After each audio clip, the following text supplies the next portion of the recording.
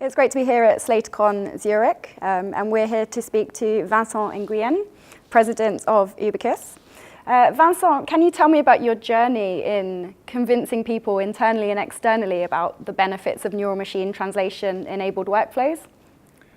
Well, it was not a very easy journey because at the very beginning, as like most linguists, they were very skeptical about machine translation. The main reason is because we work in the high-end market, high-end side of the market, and we provide very high quality. And all the linguists that we work with were very skeptical because machine translation a few years ago was not so good. And in their mind, working with machine translation implied more work to rework from scratch or everything to redo all the work. When NMT arrived like 3 years ago, at the very beginning, the output was very similar to SMT, so it was also difficult to convince them to work with machine translation. But very fast, the output improved a lot, and it was even easier to show them the output, and the output itself was the best advocate for NMT itself. And as I can observe now, most people are very pleased to work with NMT as post-editor, unless there are some very specific content like transcreation or marketing content where NMT still has some progress to accomplish in the future. And what R&D initiatives will Ubiqus be focusing on in 2019 in the area of NMT?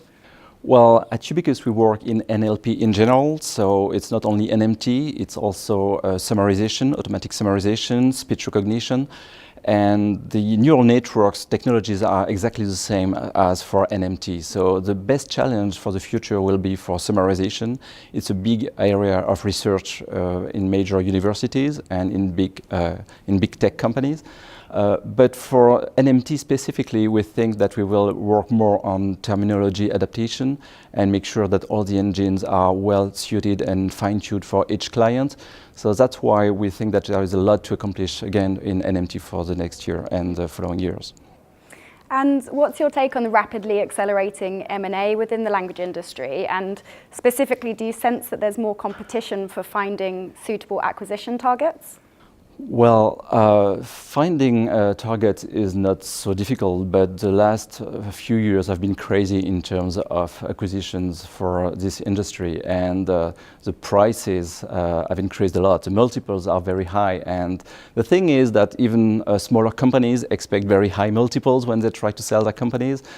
So it's not so easy, but we are a well-known and well-established companies, and people have a tendency to come to us now rather than having to search for acquisitions. We have done 20 acquisitions over the past 15 years, so we are a major player in M&A, and that will pursue in the future also. Thank you very much, Vincent. Thank you.